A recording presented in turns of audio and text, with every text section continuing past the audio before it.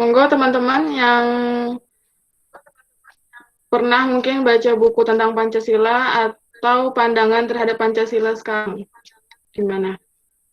Bisa disampaikan melalui meeting di Google Meet atau mau disampaikan langsung, monggo. Atau silakan mukadimahnya permulaan dari moderator.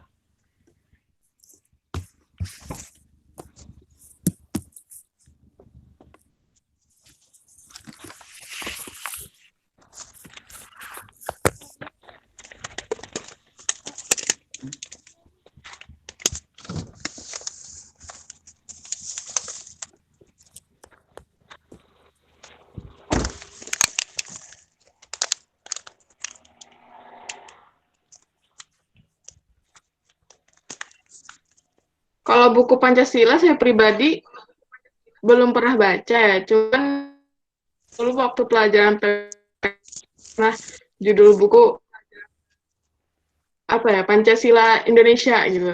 Mungkin dalam bukunya terkait dengan pembahasan Pancasila. Terus kemudian terkait pandangan saya kepada Pancasila saat ini, apa ya, mungkin terlupakan gitu ya terhadap dari inti atau dari isi Pancasila itu sendiri sih. Hanya bentuk tulisan, namun realisasinya kurang. Baik. Lalu pertanyaan saya ke semua, ke antum semua, bagaimana kita mengamalkan Pancasila?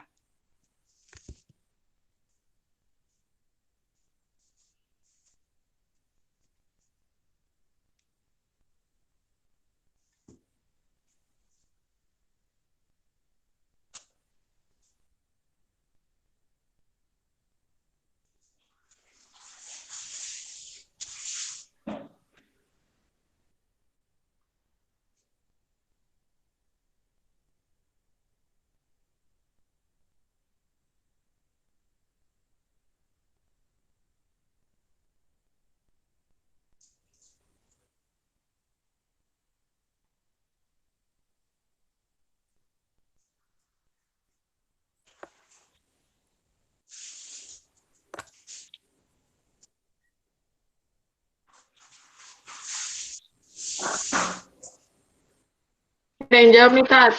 Atau apa nih? Wah, banyak ya. Banyak ya.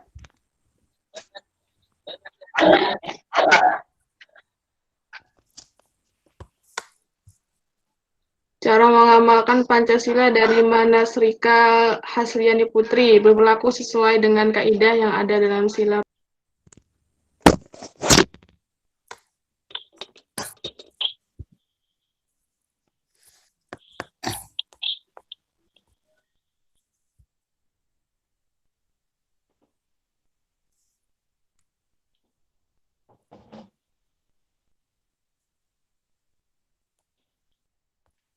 Nah, moderator keluar.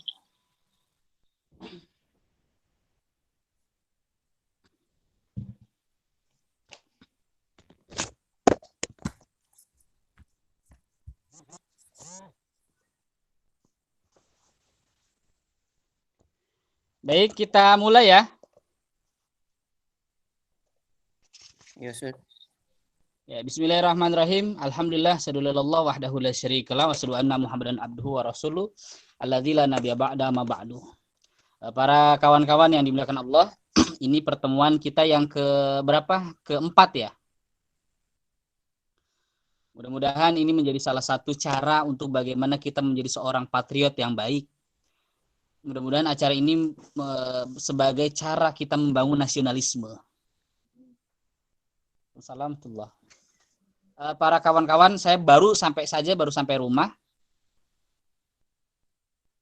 Jadi bicara tentang Pancasila, saya harus menurunkan sedikit ya, materi saya kepada antum-antum semua, sehingga materi kita tentang Pancasila ini bukan hanya sebatas tentang kajian akademis belaka.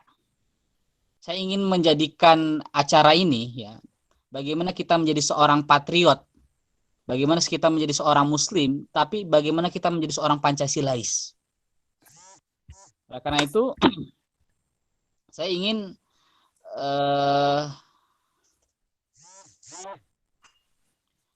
mengajak antum semua ya, kalau di acara ini ya, kalau kata Pak Natsir ya, tempatkan Pancasila pada kedudukan yang historis dan tempatkan Pancasila pada kedudukan yang konstitusional. Jadi ada dua materi kita hari ini. Yang pertama, tempatkan Pancasila pada sejarahnya. Kita tidak boleh menafsir Pancasila sesuai dengan kehendak perut kita. Kita tidak boleh menafsir Pancasila dengan kekuasaan. Maka kita harus menafsir Pancasila sebagaimana Pancasila yang sudah disepakati oleh para founding father kita. Nah, itu yang pertama. Oleh karena itu, Ana sarankan antum baca bukunya Pak Natsir, tipis bukunya. Tempatkan Pancasila pada kedudukan yang historis, pada sejarahnya. Jangan sampai kemudian orang mengaku diri sebagai Pancasilais, tapi dia tidak mengetahui tentang bagaimana pertumbuhannya, sejarahnya Pancasila. Ya, ada. Dan itu dirumuskan oleh para ulama-ulama kita, oleh para pejuang kita, dan oleh para founding father kita. Sehingga ungkapan saya tadi, yang kemudian Anda buat dalam sebuah tema ini, Pancasila adalah hadiah terbesar umat Islam Indonesia, itu adalah bukan ucapan saya. Itu ucapan seorang menteri agama zaman Soeharto, ya, yang latar belakangnya tentara, yang bernama Pak Alamsyah Ratu Prawira Negara. Anda bisa klik Google, siapa Pak Alamsyah Ratu Prawira Negara.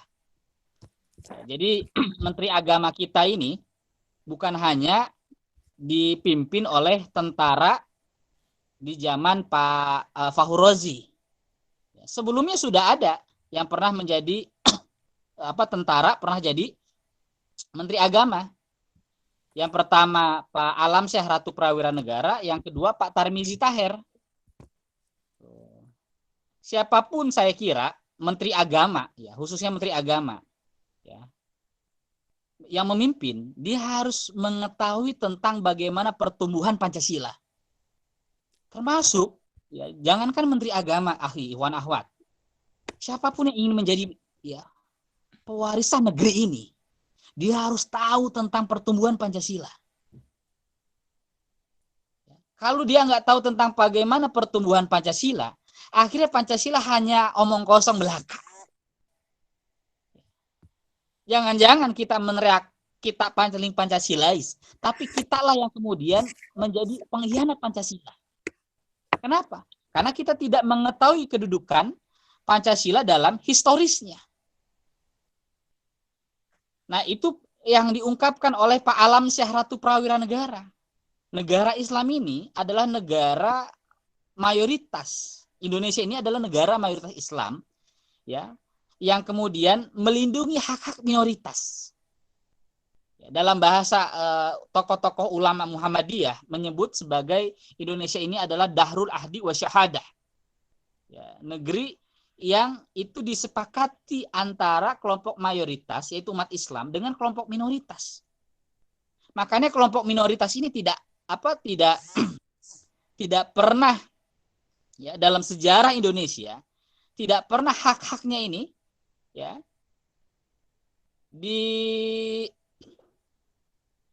diabaikan, selalu dilindungi. Itulah yang Pak Natsir sampaikan. Islam itu kalau dia mayoritas, dia melindungi. Bukan hanya melindungi satu agama, tapi dia juga melindungi agama-agama yang lain.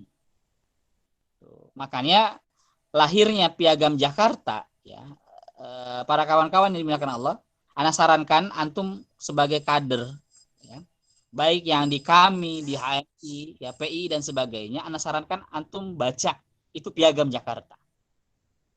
Karena itu ada masa kesinambungan gitu tidak bisa terputus.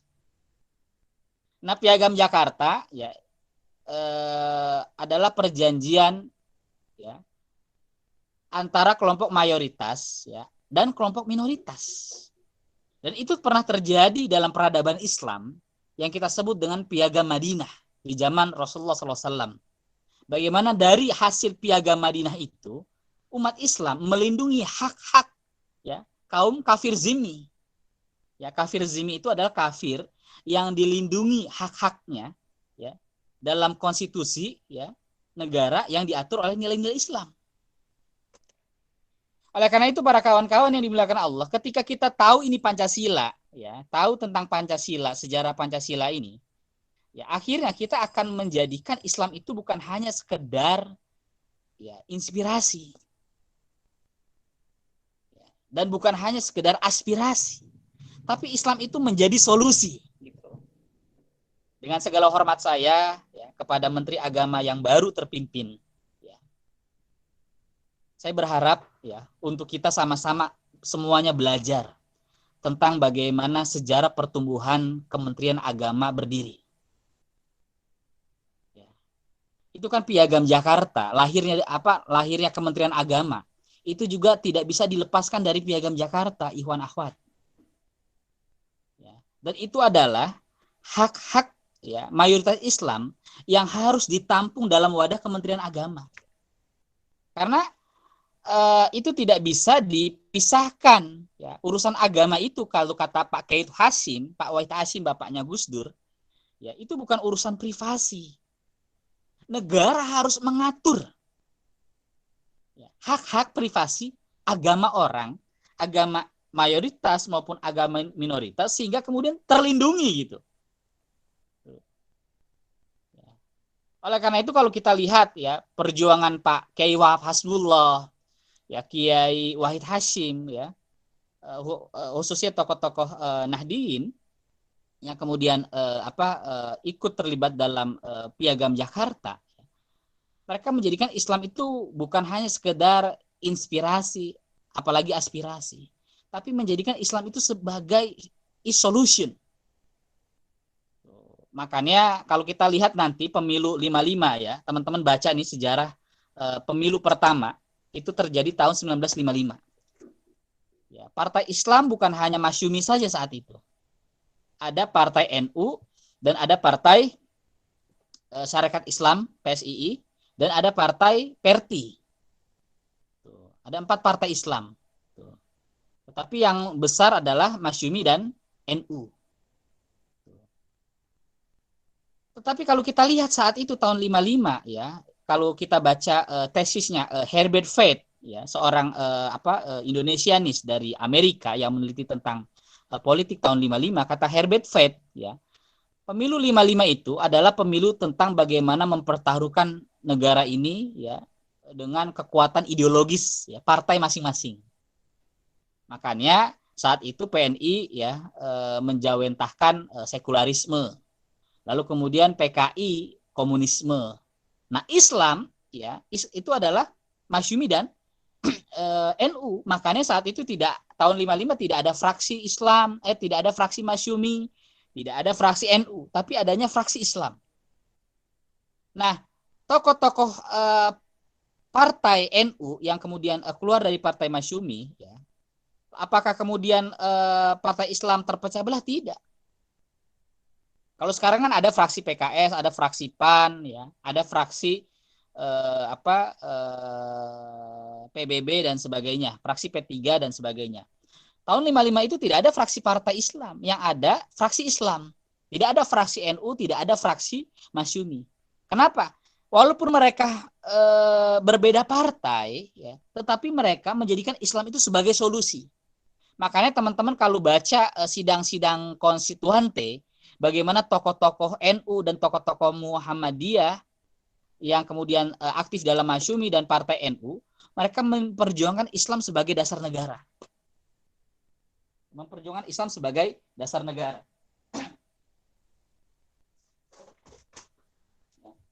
Nah, ini ada hasil-hasil sidang konstituantenya ini. Tebel ini. Ya. Bagaimana pidatonya Pak Kiai Wahid Hasyim, bagaimana pidatonya Zainal Abidin Ahmad dan sebagainya yang menjadikan Islam itu sebagai solusi. Ya. Nah, para kawan-kawan yang dimuliakan Allah Subhanahu wa taala, kita kembali lagi kepada Pancasila. Jadi tempatkan Pancasila pada kedudukan yang historis. Lalu yang kedua, tempatkan Pancasila pada kedudukan yang konstitusional. Jangan sampai ya, orang menjadikan Pancasila siapapun dia, penguasa ya, ataupun pemerintah, ya, menjadikan Pancasila itu menjadi alat pemukul ya, lawan-lawan politik.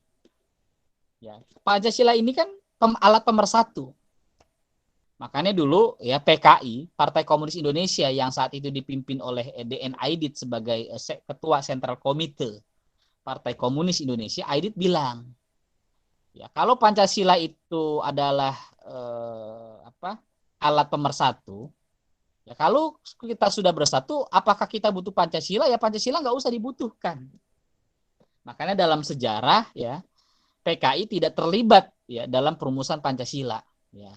Bahkan mereka mempunyai tafsir asas Pancasila yang tersendiri.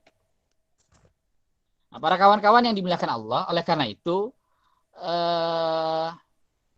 Orde Baru ya pernah mengkhianati Pancasila. Ya. Sehingga Pak Nasir menulis sebuah buku, tempatkan Pancasila pada kedudukan yang historis dan konstitusional. Ketika Pancasila dijadikan sebagai alat ideologi, bukan sebagai alat pemersatu. Makanya kata Pak Syafruddin Prawira Negara, ya, jangan pernah mempancasilakan agama dan jangan pernah mengagamakan Pancasila. Itu salah besar. Ya, kata Pak Syaf, ya, dan ini juga dikutip oleh Pak Natsir. Jangan pernah mempancasilakan agama dan jangan pernah mengagamakan Pancasila. Maksudnya apa? Jangan menjadikan Pancasila itu di atas agama. Oleh karena itu para kawan-kawan yang dimuliakan Allah, sila pertama ya sampai sila terakhir ya. Kalau kita sebagai yang menguasai bahasa ya. Semua kalimat-kalimat kata kunci Pancasila itu ada di Al-Qur'an. Ada di Al-Qur'an. Dan itu salah satu, kalau teman-teman baca bukunya Dr. Adian Husaini, ya ini ada bukunya saya kira wajib milenial baca nih. Pancasila ya bukan untuk menindas ya.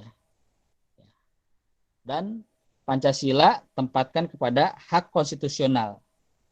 Dan ini kesalahan dan penyalahan pemahaman terhadap Pancasila tahun 45 sampai tahun 2009.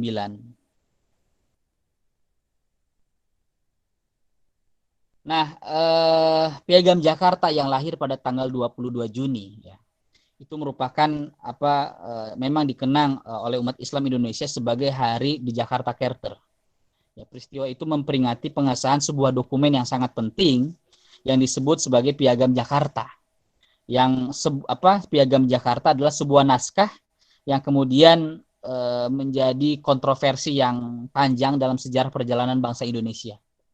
Dan pada tanggal itu, 22 Juni 1945, Panitia 9 yang dibentuk oleh BPUPK, ya Badan Penyelidik Usaha Persiapan Kemerdekaan, yang dikenal dalam bahasa Jepang Dokuritsu Zunbi Toyosakai, mendatangani ya rancangan pembukaan Undang-Undang Dasar Negara yang berikutnya kita sebut dengan Piagam Jakarta. Nah, ke-9 orang tersebut adalah Soekarno, Muhammad Hatta, Muhammad Yamin, Ahmad Subarjo. Ya, lalu ada adiknya Cokro Aminoto, Abi Kusno Cokrohuyoso, ada Agus Salim, ada Abdul Kahar Muzakir, ada Kiai Abdul Wahid Hashim, dan ada Amaramis. Ya. Nah, para kawan-kawan yang dimuliakan Allah Subhanahu Wa Taala, kalau kita baca Piagam Jakarta ini secara utuh, ya,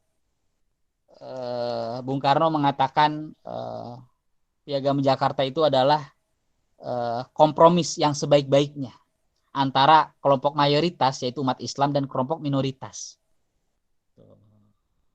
Itulah yang kemudian kelogoan ya tokoh-tokoh Islam bagaimana menghargai hak-hak minoritas. Nah, makanya para kawan-kawan yang dimuliakan Allah, rasanya bagi saya ya, jikalau kita menjaga gereja ya, dengan dalih apapun, saya belum bisa menerima dengan dalil. Kenapa? Gereja ataupun rumah ibadah yang katakanlah kelompok minoritas, bagi saya tidak perlu dijaga. Kenapa? Karena kita sudah menjamin keselamatan mereka dengan ya Pancasila yang kemudian Islam sebagai mayoritas.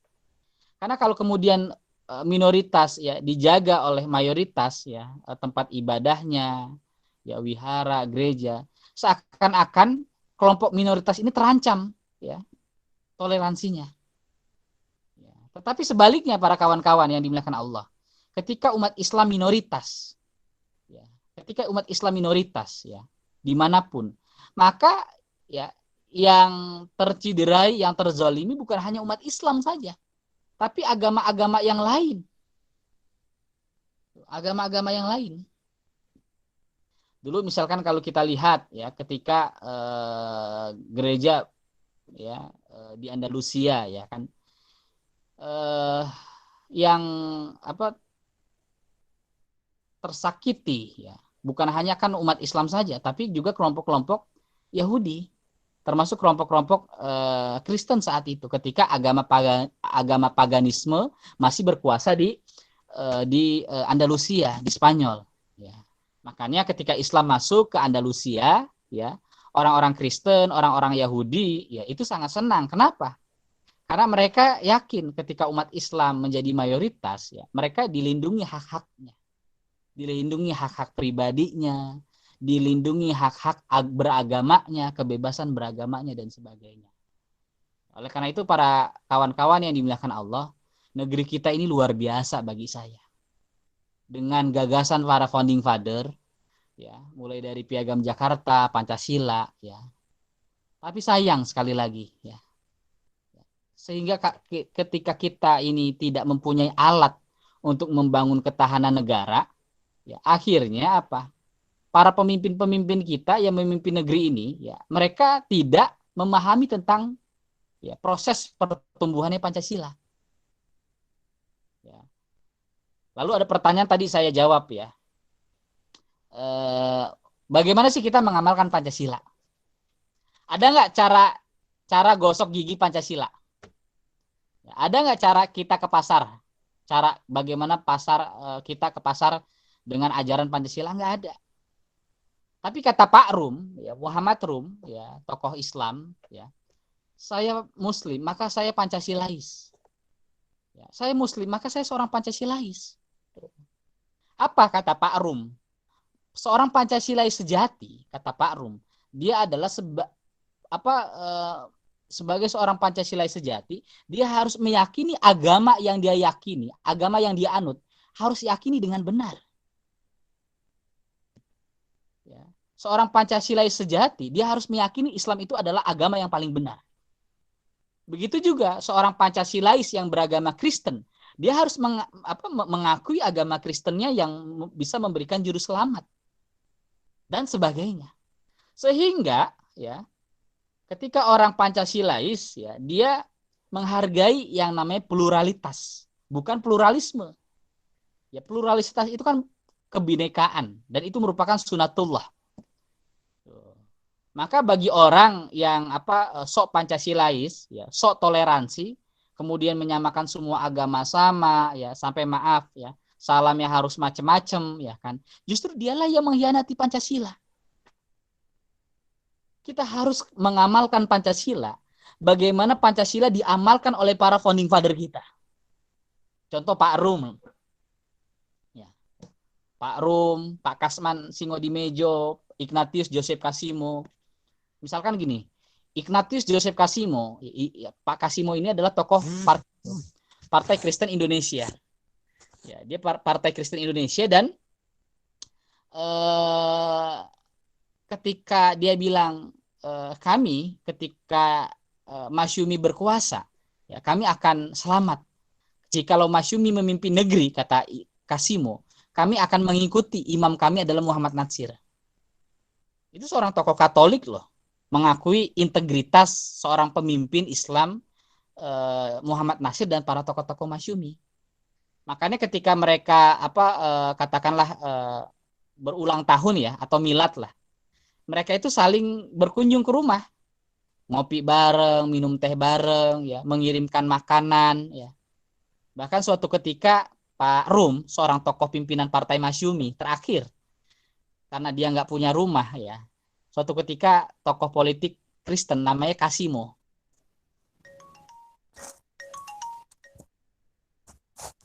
ya, Kasimo, dan bilang ke tokoh-tokoh Rum, ke tokoh-tokoh Pak Syafruddin, ya, termasuk tokoh-tokoh seperti Laimena, tokoh-tokoh Islam dan tokoh-tokoh nasionalis sekuler lah. Itu kita punya kawan, itu nggak punya rumah, kata Kasimo. Udah kita patungan aja yuk. Ya, patungan, ya, itu buat nambahin rumahnya Pak Rum, dan luar biasa. Lalu tapi kata Pak Kasimo, uangnya jangan dikumpulin di saya, jangan saya ketua panitianya. Nanti saya nggak enak sama Prawoto. Saya ini Katolik, saya ini Kristen, ya kan. Saya harus menjaga itu. Tuh, akhirnya dikumpulkanlah sampai kemudian rumah itu terbeli ya atas tambahan uang dari tokoh-tokoh partai ya, tokoh-tokoh para pemimpin politik yang itu dikoordinir oleh Pak Kasimo. Nah, kalau kita lihat para kawan-kawan, tokoh-tokoh kita saat itu ya, mereka walaupun berbeda agama, mereka walaupun berbeda ideologi bahkan sekalipun, mereka menghargai ya, hak-hak individual. Mereka tidak pernah memperkosa hak-hak individual beragama mereka. Jadi jangan sampai dengan dalih toleransi ya, kemudian kita memperkosa toleransi keyakinan diri kita sendiri. Makanya dalam Islam itu ada yang sawabit, ada yang mutagairat. Mana yang tetap, mana yang statis, ya, dan mana yang dinamis, mana yang mutagairat. Ya, hukum-hukum yang sifatnya akidah, ya, yang seperti hablum minallah, yaitu tidak boleh kita tercederai. Tapi kalau sudah masuk ke ranah hablum minannas, humanisme, ya itu yang harus sesuai dengan yang ada di lapangan. Nah, para kawan-kawan yang dimuliakan Allah, ini pengantar yang ingin saya sampaikan ke antum ya. Karena selama beberapa dekade ya Pancasila dijauhkan dari model pemahaman para tokoh Islam ya yang telah merumuskan Pancasila. Ya, melanjutkan upaya penjajah Belanda untuk mensekularkan Indonesia ya, kaum sekuler ya telah berusaha menyeret Pancasila ke kutub nativisme dan netral agama. Padahal ya para pejuang Islam para pejuang Islam yang juga para pendiri ya NKRI Negara Kesatuan Republik Indonesia bersepakat bahwa Pancasila ya adalah merupakan dasar negara tauhid. Ya, antum bisa baca pidatonya Pak Muhammad Hatta, Bung Hatta ya ketika menerjemahkan menafsirkan apa yang dimaksud dengan ketuhanan yang Maha Esa. Kata Bung Hatta yaitu tauhid. Dan bagaimana nasib dan masa depan Pancasila di masa mendatang, ya saya sarankan teman-teman harus banyak membaca literasi. Ya, apalagi kami ya dan anggota kampus ya, Anda sebagai salah calon-calon negarawan. Apalagi ketika Anda membaca kredo tadi, ya bulu kuduk saya merinding akhi. Jangan sampai kemudian kredo-kredo yang kita baca, baik kredo yang ada di kami, HMI, PI dan sebagainya, itu hanya menjadi isapan isapan jempol yang tidak bermakna. Demikian ini pengantar yang saya ingin sampaikan tentang Pancasila hadiah terbesar umat Islam. Ya, saya ingin memberikan menyederhanakan bagaimana kajian tentang Pancasila dan bagaimana kita mengamalkan Pancasila. Karena saya harus menyesuaikan dengan bacaan antum, literasi antum sehingga tidak terlalu jauh saya berbicara tentang Pancasila. Demikian ini yang saya sampaikan. Assalamualaikum warahmatullahi wabarakatuh. Waalaikumsalam warahmatullahi wabarakatuh. Terima kasih kepada Waalaikumsalam warahmatullahi wabarakatuh. pada materinya hari ini. Satu yang saya tanamkan kepada saya, kata-kata yang Ustadz sampaikan tadi, jangan pernah mempancasilakan agama, begitu juga jangan pernah mengagamakan Pancasila. Subhanallah. Kemudian kita buka ya sesi tanya jawab. Monggo silahkan mau tanya jawab langsung atau via room chat. Saya persilahkan.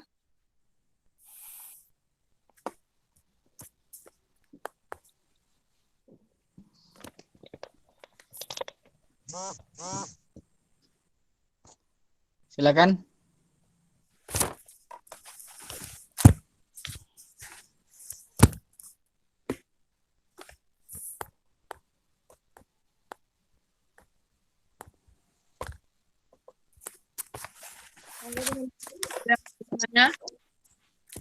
Bisa ditulis di room chat atau disampaikan langsung.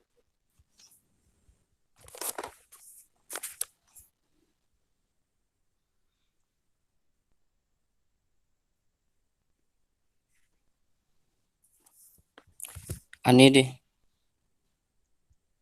moderator.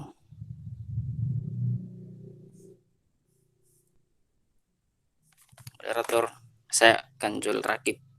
Kanjul harus bertanya. Oke, langsung aja ya. Bismillahirrahmanirrahim. Assalamualaikum warahmatullahi wabarakatuh. Waalaikumsalam warahmatullahi wabarakatuh. Sebelumnya saya ucapkan jazakallah kepada Al-Ustadz Hadi yang telah menerangkan terkait dengan Pancasila. Tapi sebelum saya masuk pada pertanyaan, ada beberapa paragraf yang ingin saya sampaikan terkait dengan problem belakangan ini. Kemudian saya akan masuk pada pertanyaan inti. Belakangan ini kita melihat bahwa dari fase ke fase pemerintahan itu Pancasila itu menjadi legitimasi kekuasaan untuk membenarkan tindakannya dan membuat kemauan sendiri dan menilai bahwa oposisi adalah selalu salah gitu. Di zaman Soeharto sendiri mungkin teman-teman yang ada dalam kajian malam hari ini mungkin tahu bahwa Pancasila itu dijadikan sebagai alat kekuasaan juga untuk membungkam suara-suara kritis dari mahasiswa maupun lain-lain gitu ya. Kemudian zaman SBY saya kurang tahu, tapi pada zaman Jokowi ini itu Pancasila atau ucapan bahwa saya lebih Pancasilais daripada Anda itu menjadi hal yang sangat mematikan. Artinya bahwa ketika kita bersuara kritis kita dianggap tidak Pancasilais gitu. Nah, yang ingin saya tanyakan adalah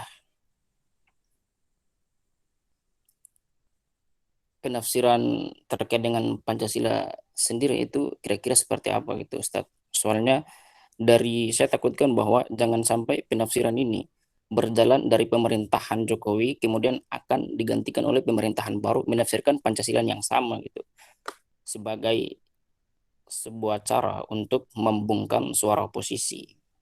Apakah Pancasila yang dikhususkan hanya untuk orang-orang Islam saja atau Pancasila ini hanya dikhususkan untuk kaum-kaum tertentu?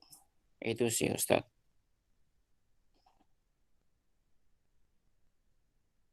Ya, baik. Saya ingin menyampaikan yang pertama adalah tentang Pancasila ya. Jadi kalau kata Pak Kiai As'ad ya, Said Ali, dia ini tokoh NU dan sempat menjadi ketua BIN ya, wakil kepala BIN Badan Intelijen Negara. Dia orang NU. Dan saya sepakat dengan ungkapan beliau, Pancasila kemudian tersudut, dikeramatkan, dimonopoli dan dilindungi dengan tindak kekerasan. Pancasila yang keropos itu akhirnya mengalami nasib naas, jatuh tersungkur bersama rezim Orde Baru. Apa ungkapan dari Pak As'ad ini? Ya, bahwasanya ya tadi, karena Pancasila itu tidak pernah dikaji sesuai dengan amanat dari para founding father. Bagaimana kita mau menjalankan Pancasila dengan baik kalau kita tidak mengetahui tentang pertumbuhan Pancasila? Lalu yang kedua, ungkapan tokoh NU ya, Kiai Haji Ahmad Siddiq ini rahimahullah, luar biasa tokoh NU ini, tokoh pejuang. Kata beliau, kata Yang Maha Esa pada sila pertama, ketuhanan yang Maha Esa merupakan imbangan 7 kata yang dihapus dari sila pertama menurut rumusan semula. Pergantian ini dapat diterima dengan pengertian bahwa kata yang Maha Esa merupakan penegasan dari sila ketuhanan. Sehingga rumusan ketuhanan yang Maha Esa itu mencerminkan pengertian tauhid. Mencerminkan pengertian tauhid, monoteisme murni. Menurut akidah Islamiyah surat Al-Ikhlas. Kalau para pemeluk agama lain dapat menerimanya, maka kita bersyukur dan berdoa. Jadi ya Pancasila itu luar biasa. Makanya itu yang harus kita kritik ya, seorang ungkapan dari tokoh Kristen namanya Ignatius I.J. Setiabudi. Penulis Kristen, dia bilang, umat Kristen dan Hindu harus gigit jari dan menelan ludah atas kekalahan bapak-bapak Kristen dan Hindu ketika menyusun sila pertama ini. Nah, ini juga salah juga ya. Dia tidak mempelajari sejarah pertumbuhan Pancasila. Ya, Bung Karno pernah bilang loh, Pancasila ini adalah kompromis ya antara kelompok Islam dan kelompok sekuler. Apalagi kalau kita baca tesisnya Endang Saifuddin Ansori, saya sarankan teman-teman baca buku Piagam Jakarta Endang Saifuddin Ansori. Ya. Ini, aduh Ustadz, ini anak kajian Ustadz Hadi ini disuruh baca ini, baca itu, ya kan? Kapan anak nonton film Koreanya Ustadz? Ya katanya kita mau jadi negarawan. Kalau kita mau jadi negarawan harus siap. Jadi jangan sampai kemudian kita pengen jadi negarawan tapi kita masih nontonnya drakor. Nontonnya Doraemon. Nah, bacaannya komik Shinchan. Nah, itu harus dirubah. Jadi ya tugasnya saya kira adalah ya tugas kajian inilah yang kemudian kita harus perbanyak.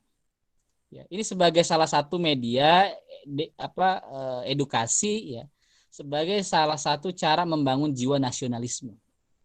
Sebagai salah satu cara untuk merawat Indonesia. Jadi saya kira pergantian pemimpin ya, rezim atau penguasa atau pemerintah ya, saya nggak ingin terlalu lebih dalam lebih itu ya. Saya ingin mengajak ke antum-antum semua ya.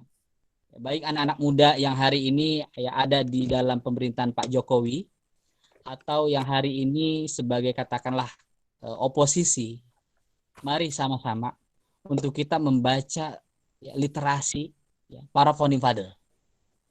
Karena titik temunya di situ. Ya. Itulah yang kemudian kata Bung Karno, ya Bung Karno kan pernah bilang ya, perjuangan kami ya itu akan perjuangan Anda itu akan lebih berat daripada perjuangan kami. Kata Bung Karno. Kenapa? Kami berjuang itu melawan penjajah. Sedangkan Anda, kata Bung Karno, lebih berat perjuangannya daripada kami. Karena Anda harus melawan bangsa Anda sendiri. Bangsa Anda sendiri. Nah ini yang saya kira ya kita perlu kembali kepada para founding father. Karena sekali lagi ya, orang jadi anggota DPR, orang jadi anggota MPR itu bukan karena otaknya. Karena dia punya fulus, karena dia punya uang. Nah demokrasi kita, kalau kata Pak Natsir, ya, demokrasi kita ini bukan melahirkan orang-orang yang punya kualitas yang tinggi untuk memimpin negeri kita ini. Akhirnya karena demokrasi itu dilihat ya, siapa yang menang karena dia yang punya uang, ya, bukan karena kualitasnya. Akhirnya demokrasi diisi oleh orang-orang yang nggak punya otak. Demokrasi akhirnya orang-orang yang bukan menjadi mental leader, tapi menjadi mental dealer. Jadi para kawan-kawan yang dimuliakan Allah, ya, mari ya kita bersatu, mari kita kembali ke para founding father kita. Dan alhamdulillah, ya, saya dengan segala kondisi negeri kita yang sedang diuji ya oleh Allah, ya sedang diberikan ujian, ya semoga Allah menguatkan kita, memberikan kita menjadi seorang pemimpin-pemimpin yang istiqamah, ya. ya, kita harus apresiasi. Ya, bagaimanapun, ya, salah satu yang perlu kita apresiasi adalah ya, Indonesia, pemerintah ya, Republik Indonesia masih berkomitmen ya, memperjuangkan nasib kemerdekaan Palestina berdaulat secara 100%. Ya, makanya kalau teman-teman kemarin baca pidato politiknya Kiai Haji Miftahul Ahyar, Ketua MUI, luar biasa. Tuh. Ya. Saya nggak ingin bicara yang lainnya dulu. Ya. Ada beberapa aspek yang saya kira perlu kita respon dengan baik. Salah satunya adalah pemerintah kita Indonesia masih berkomitmen kepada Palestina. Walaupun saya kira banyak tantangannya, banyak dari dalamnya yang ingin kemudian agar Indonesia kemudian berdamai dengan Israel dan mengakui hak-hak kemerdekaan Israel. Tapi luar biasa, Menlu kita kemarin Pak Bu Retno ya, itu dengan baik itu di OKI, Organisasi Konferensi Islam ya, menegaskan Indonesia menjadi negara terdepan membela perjuangan Palestina. Dan itu harus kita dukung. Harus kita dukung. Walaupun ya, ada beberapa aspek yang lain yang perlu kita dorong ya, agar pemerintah itu kembali kepada ya konstitusional. Tuh. Oleh karena itu para kawan-kawan yang dimuliakan Allah ya, kita harus ya selain mendoakan ya sekaligus mendakwahkan. Ya tugas kita ini adalah mendoakan dan yang kedua mendakwahkan. Ya, coba ada nggak anak kami yang mengirim surat kepada gubernur? Ya. Ada nggak anak kami yang mengirim surat kepada wali kota? Ada nggak anak-anak kami misalkan yang nulis surat katakanlah ke Pak Jokowi? Ada nggak anak kami yang misalkan sekarang Solo terpilih misalkan anaknya Pak Jokowi ya? Ada nggak yang mengirim surat itu? Saya kira tradisi ya dakwah ini perlu kita bangun. Dakwah kepada penguasa. Ya, yang tidak boleh itu adalah kita tidak boleh datang kepada penguasa. Yang ada kita mendakwahi penguasa. Itulah yang dilakukan oleh Buya Hamka. Ulama tidak boleh datang ke istana ya, kecuali dengan dia mendakwahi. Nah, karena itu para kawan-kawan yang dimuliakan Allah ya, tugas kita ya adalah membaca literasi ini dengan baik dan lalu kemudian menyadarkan ya kepada generasi milenial. Karena tahun 2025 ini ya, tahun 2025 pemilu ini ya 58% ya sampai 60% ya suara itu ada di anak muda. Nah, artinya kita harus melek politik. Nah, bagaimana kita menyadarkan mereka? Nah, saya kira ya perlu forum-forum seperti ini dan forum-forum yang lainnya. Baru saya kira kalau civil society-nya sudah kuat, saya yakin ya kekuatan politik itu ya salah satunya adalah di civil society. Nah, bagaimana caranya membangun kekuatan civil society? Ya, salah satunya adalah gerakan-gerakan dakwah Islam. Itu ormas-ormas Islam yang lahir sebelum Indonesia ada, sebelum Republik ada. Muhammadiyah, ya, NU, ya, dan organisasi-organisasi yang lainnya. Cuma kembali lagi ya, jangan sampai kemudian ya ormas itu kemudian punya hutang kepada pemerintah. Itu tidak boleh. Nah, ormas gerakan dakwah itu harus mempunyai kemandirian dalam dakwah. Yang ada pemerintah yang punya utang kepada ormas dakwah. Gerakan-gerakan dakwah. Ya, makanya para kawan-kawan yang dimuliakan Allah, para tokoh-tokoh kita ya seperti Kasman Singodimedjo, Ki Bagus Hadikusumo, lalu Ahmad Sanusi, Kiai Abdul Halim, ya, lalu kemudian Abi Kusno Cokrohuyoso, mereka para pemimpin-pemimpin ormas Islam yang mendirikan Indonesia ini dengan sejarah yang sangat luar biasa. Jadi ya saya kira ya teman-teman ya kirimlah buku Muhammad Nasir kepada anaknya Pak Jokowi gitu. Dan itu mendakwahkan saya kira. Dan Ya banyak cara lah, dan inilah yang dilakukan oleh Hasan ketika Hasan mendakwai Soekarno, akhi. Ketika Soekarno sebagai seorang juru bicara sekuler, ya, adalah kemudian ketika dalam keadaan kondisi yang cukup genting dan dia di penjara, ya justru musuhnya lah kalau kata Bung Karno yang pertama kali menjenguk yaitu Hasan dan Natsir dan kelompok pembela Islam. Hasan datang ke Flores Ende, ya ke Ende, ya mendakwahi Soekarno, ya lalu kemudian mendekati Soekarno sekaligus memperhatikan Soekarno, ya, dan itu Anda bisa baca dialog Soekarno dan Hasan, surat menyuratnya, surat-surat Islam dari Ende itu ada di buku Di Bawah Bendera Revolusi. Nah, saya kira jangan sampai kemudian kita menjaga jarak, ya, sehingga kemudian ini PR buat kita yang kemudian terjadi Islamofobia. Tidak boleh, ya, kita, ya, negeri ini termasuk, ya, apalagi umat Islam, jangan sampai umat Islam sendiri, ya, terlalu Islamofobia. Orang Islam tapi takut sama Islam, bangkit gitu. Orang Islam tapi masih takut, ya, dengan kelompok-kelompok Islam. Nggak perlu takut, akhi. Dan yang lebih berbahaya ini, ya, selain Islam, ya, mereka kan, ya, selain Islamofobia yang lebih berbahaya adalah, ya, sekuler radikalisme. Ya. Jadi orang jangan hanya bilang, oh ini kelompok Islam radikal.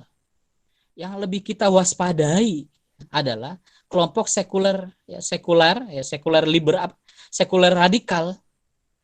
Nah, sekuler radikal ini adalah yang kemudian ingin menghilangkan Islam dalam Republik Indonesia. Ingin menghilangkan Islam dari, ya, akar-akar yang telah dibangun dalam subkultur, ya, yang telah dibangun oleh para Republik Indonesia, sehingga Pancasila itu ditafsirkan sesuai dengan sekularisme. Dan ini gencar luar biasa, saya kira. Ya, makanya, ya, kita kembali kepada kalangan generasi orang-orang hebat, ya, ya kembali kepada kekuatan ilmu. Tidak ada kejayaan Islam kecuali dengan kekuatan ilmu. Tidak, Anda selama ini bicara kebangkitan Islam bohong kalau kita tidak bangkit dengan ilmu. Nah, makanya, ya, saran Ana, ya, kurangi, ya, bacaan-bacaan medsos kita, ya, yang tidak jelas kebenarannya juga kadang, ya.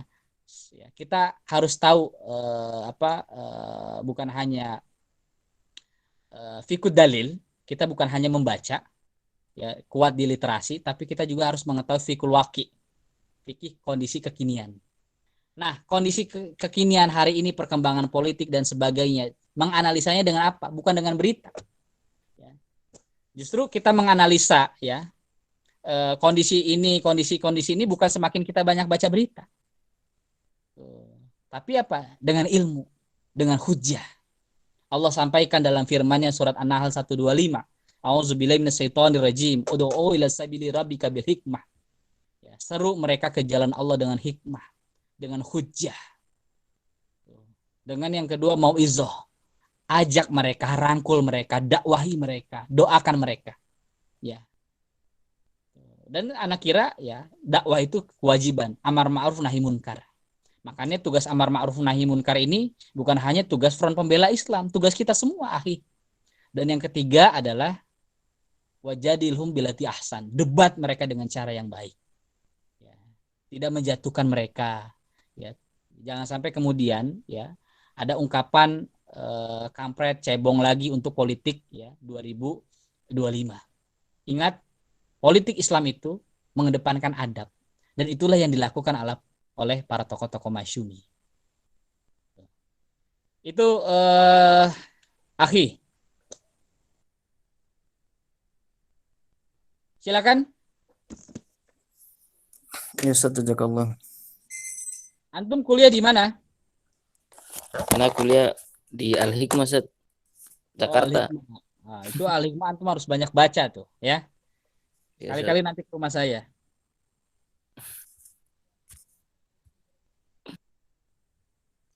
Silakan. Ini kemudian ada pertanyaan dari Mbak Sofia Nur Hasanah. kamu nanya yang tentang kafir zimmi tadi gimana ya Kak gitu. Monggo Ustaz.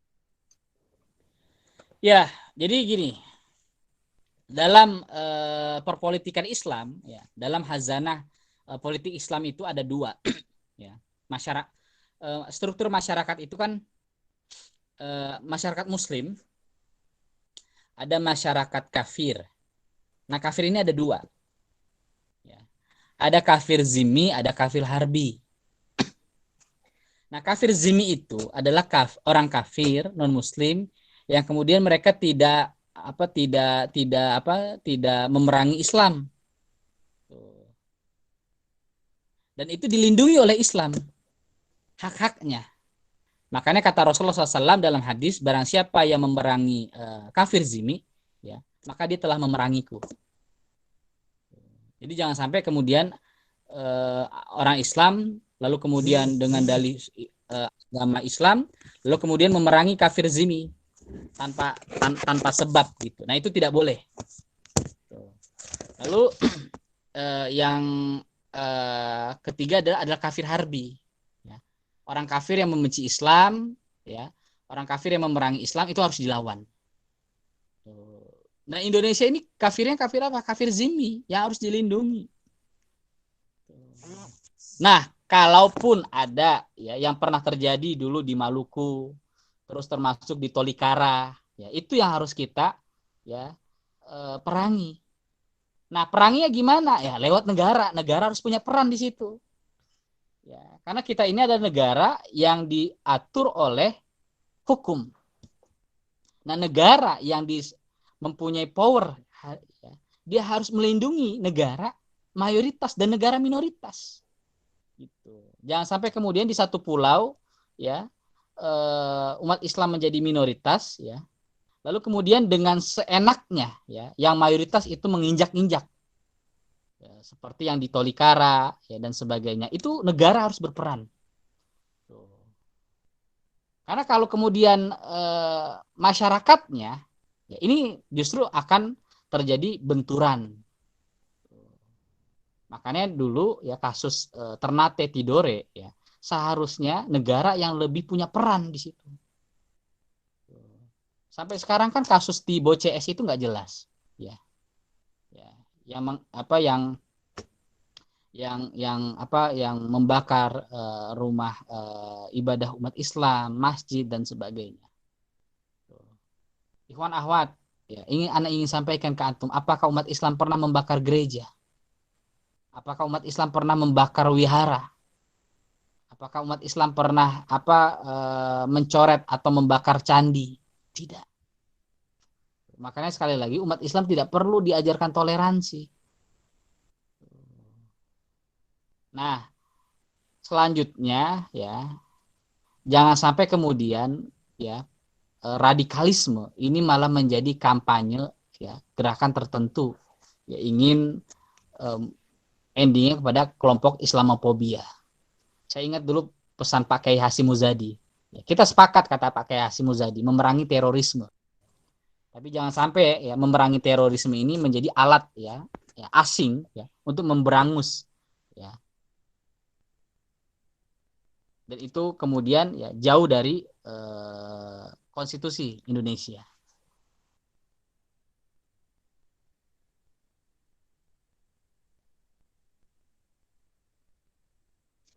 Itu yang selanjutnya. Bisa dibaca yang ketiga? Dari Chandra Irawan, Afan Ustadz mau tanya, dengan kondisi saat ini umat Islam dipecah belah. Paham komunis sudah masif pergerakannya. DSB, keyakinan Ustadz Hadi tentang kondisi Indonesia ke depan seperti apa? Syukron. Ya, saya kira kita nggak perlu khawatir, ya, berlebihan. Selama umat Islam masih punya keyakinan yang kuat, selama umat Islam masih punya perjuangan yang kuat, ya, di situ pertolongan Allah akan datang. Makanya surat Al-Imran 110, ya, antum bisa buka nanti di Al-Quran. Kuntum khaira ummatin ukhrijat linnas ta'muruna bil ma'ruf wa tanhauna 'anil munkar wa tu'minuna billah. Kiai Ahmad Dahlan menafsirkan surat ayat Al-Imran 110 dengan menafsirkan menafsirkan dengan mencantumkan kisah yang ada di Andalusia. Kata Kiai Ahmad Dahlan, Islam tidak akan pernah hilang dari muka bumi. Tapi mungkin Islam akan hilang dari bumi pertiwi. Kenapa Islam bisa hilang dari bumi pertiwi? Ketika kita menghilangkan kekuatan dakwah, yang dimana umat Islam itu akan Allah berikan umat yang terbaik kalau kita melakukan dakwah ta'muruna bil ma'ruf wa tanhauna 'anil munkar. Makanya ikhwan ahwat ahi, ya, kita nggak perlu takut dengan nama yang komunis gitu. Kita harus yang pertama, ya, kondisi hari ini adalah isyhadu bi anna muslim. Saksikanlah saya ini sebagai seorang muslim. Kekuatan dakwah itu harus semakin meninggi. Dan yang kedua, apa? Kita ini harus menjadi seorang patriot Indonesia. Dengan apa? Membaca sejarah perjalanan bangsa Indonesia. Dan yang ketiga, ingat, musuh bangsa Indonesia bukan hanya komunis saja loh. Musuh kita adalah liberalisme. Liberal kapitalis. Ya, jangan sampai kemudian ya kita setiap tahun ya bicara tentang komunis ya menjelang tahun G30 SPKI tahun 65, tapi kita hari ini juga lupa dengan apa? Musuh bangsa Indonesia apa? Kapitalis liberal. Yang sewaktu-waktu kapitalis liberal bisa bekerja sama dengan komunis untuk apa? Ya, menggembuk kekuatan. Apa kekuatan kita? Yaitu kekuatan Islam. Ya, penjaga Republik Indonesia ini Islam, akhi. Ya, baru kemudian agama-agama yang lainnya. Ya, makanya agama-agama yang lain juga ya mereka faham tuh, bagaimana dulu ketika tahun 65 ya bukan hanya Islam saja yang melawan komunisme, ya agama-agama yang lain juga punya perannya dalam memberangus komunisme, walaupun yang lebih banyak adalah umat Islam. Kenapa? Karena komunis saat itu juga menjadi musuh agama-agama Islam dan agama-agama di luar Islam juga. Tapi ingat, yang kita harus hadapi adalah hari ini bukan hanya komunis, tapi kapitalis liberal. Apa yang harus kita kuatkan, Ustadz? Bukan hanya membaca, tapi kita harus berdikari, ya, berjaya, berdaulat, ya, berdaulat, merdeka. Dengan apa? Dengan ekonomi. Bukan hanya merdeka secara pikiran, tapi juga harus ekonomi. Ya, makanya gerakan-gerakan kami dan gerakan komunitas yang lainnya kita harus kembali kepada jamaah. Ya, antum harus jadi entrepreneur, ya, antum harus kuasai pasar, antum harus mentalnya jangan mental kalau kata Cokro Aminoto, jangan mental pekerja gitu. Antum harus menjadi mental ya entrepreneur, pemimpin. Jangan sampai kita ya teriak asing-asing ya, asing-asing ya kan. Tapi kemudian kita menikmati ya produk asing dan asing. Iya enggak? Sekarang solusinya apa? Nah, kita harus kembali kepada ekonomi umat. Ya, manistatotum dengan kemampuan kita. Contoh misalkan ya, berusaha semaksimal mungkin kita nggak minum aqua misalkan. Tuh, kalau kita mau jadi nasionalisme gitu, nggak usah minum aqua. Ya, karena aqua ini produk Barat yang kontribusinya kepada negara Israel gitu. Atau produk-produk Danone dan sebagainya. Nah, kita harus komitmen itu. Nah, kita harus menciptakan ya solusinya. Jadi itu anak kira bukan hanya komunis tapi kapitalis. Ya. Jadi kapitalis ini ada dua, ada kapitalis komunis dan ada kapitalis liberal. Dan itu adalah musuh bangsa Indonesia. Baik, itu Ahwat, moderator.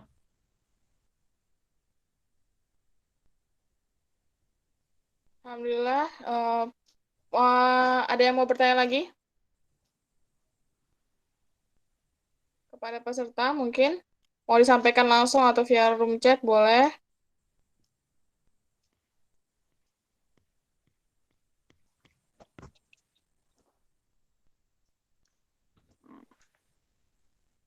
Ini ada peserta. Ya. Silakan. Silakan monggo teman-teman. Mungkin ada yang mau bertanya lagi? Makanya ya kita harus kembali ya kepada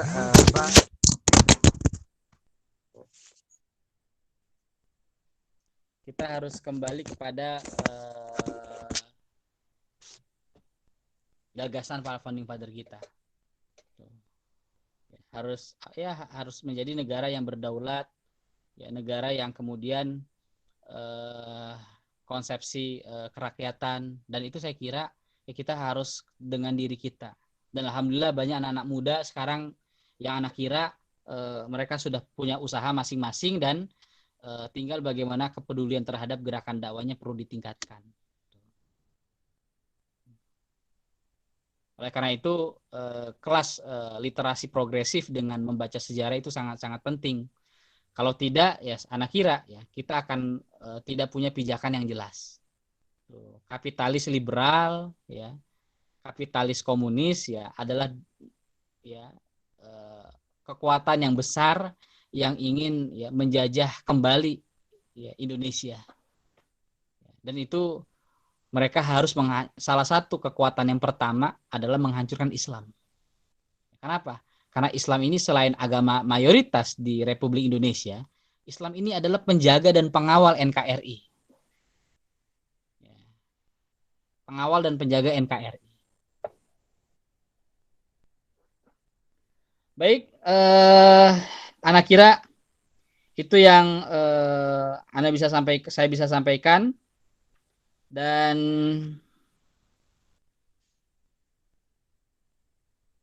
jadi antum bisa baca bukunya Dr. Adian Husaini, lalu yang kedua bukunya Pak Natsir.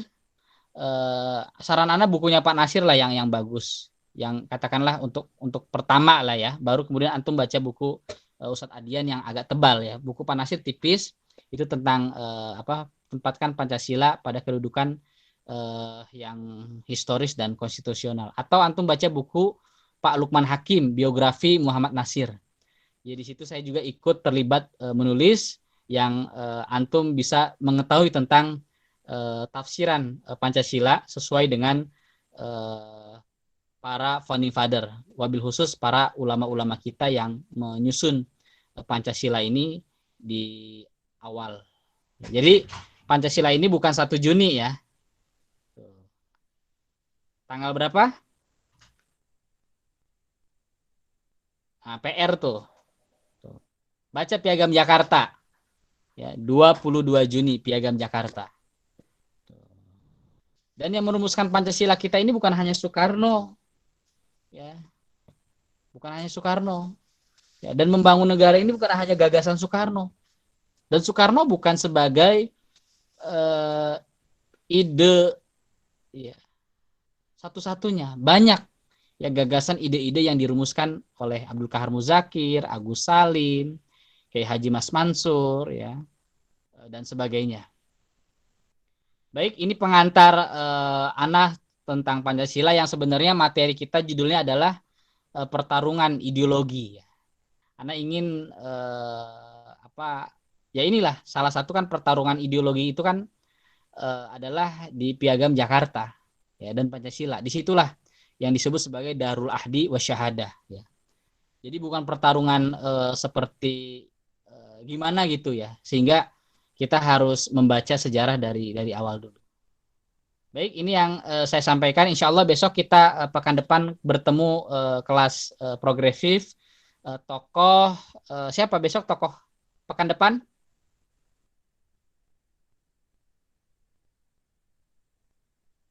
Buya Hamka ya? Halo, Assalamualaikum. Buya Hamka atau Muhammad Natsir?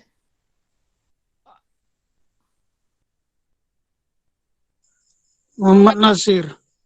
Insya Allah ya. Insya Allah pekan depan kita bahas tentang Muhammad Natsir rahimahullah. Ya, dan ingat, membaca sejarah ini bukan untuk bernostalgia ya. Tapi membaca sejarah ini ya untuk menjadikan kita pelanjut sejarah. Ya. Lalu tadi ada yang pertanyaan dari Eka Habinah dari Makassar ya, subhanallah. Ustadz, bagaimana respon ormas dalam menyikapi Natal? Ya kita harus mengacu kepada fatwa Buya Hamka.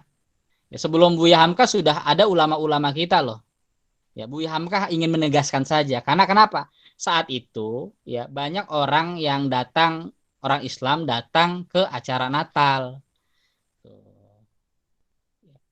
Memang kalau kita baca fatwa itu bukan apa Buya Hamka bukan mengucapkan Natalnya, tapi haram umat Islam datang ke Natal.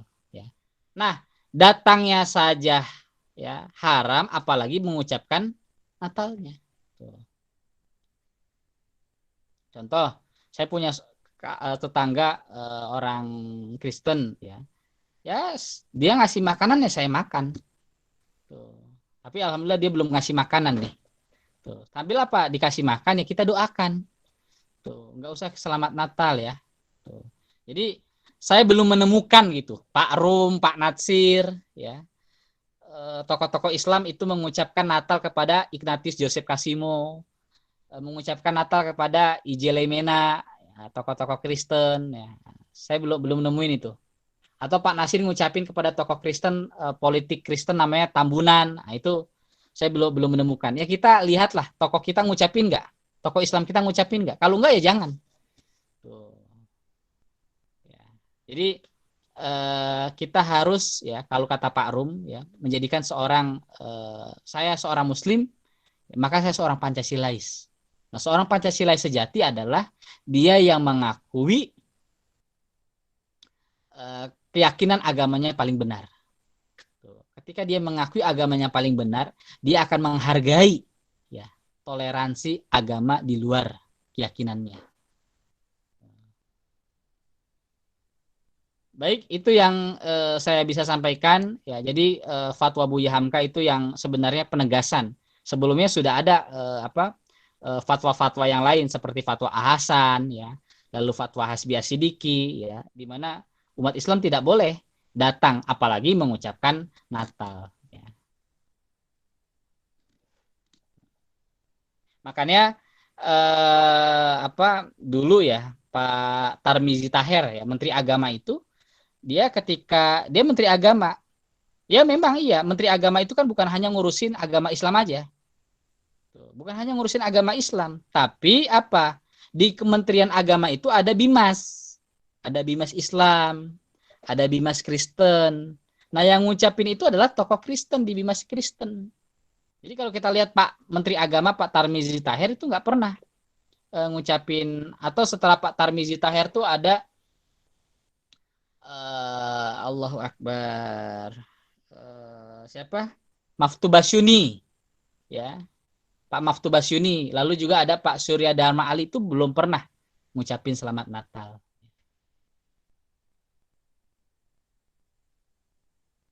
Afwan Ustadz, bagaimana respon terkait wacana Menteri Agama tentang Syiah dan Ahmadiyah ya? Ya saya kira bingung ya mau jawabnya juga ya. Mudah-mudahan ya Allah berikan hidayah lah buat Pak Menteri ini. Dan kalau Pak Menteri sebagai seorang orang NU ya, harusnya dia meyakini ya ke-NU-annya dengan keputusan dari Bastul Masail. Ya, NU ya itu menolak Ahmadiyah sebagai kelompok Islam. Ahmadiyah itu laisa minal Islam, bukan bagian dari ajaran Islam. Ya selesailah ya. Jadi titip salam untuk Pak Menteri Agama ya. Kita semuanya mari kita belajar sejarah Indonesia dengan baik, pertumbuhan sejarah Indonesia dengan baik, dan mari kita tempatkan Pancasila ya, bukan untuk menggebuk kelompok lain. Ya. Mari kita tempatkan Pancasila kedudukannya historis sebagaimana yang telah dibangun oleh para founding father kita, dan menempatkan Pancasila pada kedudukan yang konstitusional. Demikian ini yang saya bisa sampaikan. Kurangnya kedoifan, kebodohan saya sebagai seorang manusia, yang benarnya datangnya dari Allah Subhanahu wa taala. Sekolah ini sekolah progresif, menjadi sekolah sebagai sarana untuk menjadi seorang negarawan. Karena salah satu cara negarawan adalah ya membaca. Jadi kalau makanya saya tadi bilang sudah baca buku apa tentang Pancasila. Jadi saya berharap pekan depan kita bicara tentang Natsir, Anda sudah membaca tentang Natsir. Sehingga saya ingin kajian ini Anda lebih banyak yang ngomong. Saya hanya 5 menit, 7 menit ngomong selesai. Anda lebih banyak cerita tentang Pak Natsir. Ya, pandangan milenial tentang Natsir. Baru setelah itu saya meluruskan antum tentang bacaan antum tentang Pak Natsir. Mudah-mudahan aku qouli hadza wa astaghfirullakum. Wassalamualaikum warahmatullahi wabarakatuh. Waalaikumsalam warahmatullahi wabarakatuh. Ustaz, semoga bikin bermanfaat bagi kita semua. Dan jangan lupa buat pertemuan minggu depan, silahkan dibaca dulu bukunya agar bisa sering sharing ya kita. Dimohon jangan live dulu ya, karena kita mau mengadakan foto bersama. Sebelumnya saya tutup dulu ya, teman-teman. Alhamdulillahirrahmanirrahim, telah selesai kajian kita pada malam ini. Semoga ilmu yang diberikan oleh Ustaz Hadi bisa bermanfaat untuk kita semua. Marilah kita tutup kajian kita dengan bacaan hamdalah dan kafaratul majlis. Alhamdulillahirrahmanirrahim. Subhanakallahumma wa bihamdika.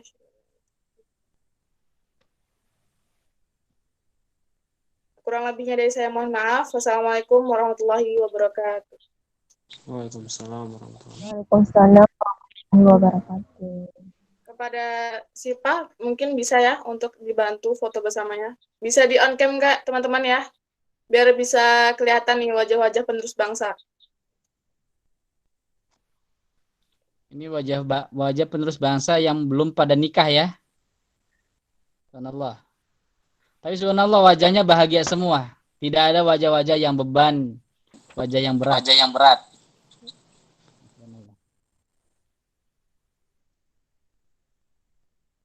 Monggo kepada Mbak Sipa mungkin. Nggak apa-apa Mbak yang lagi masih mati lampu, nggak apa-apa. Untuk tidak mengangkat kamera. Takutnya gelap semua gitu.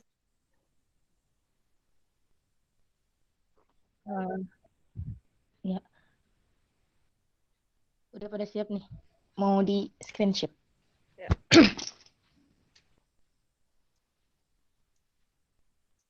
Suaraku masuk nggak ya? Masuk.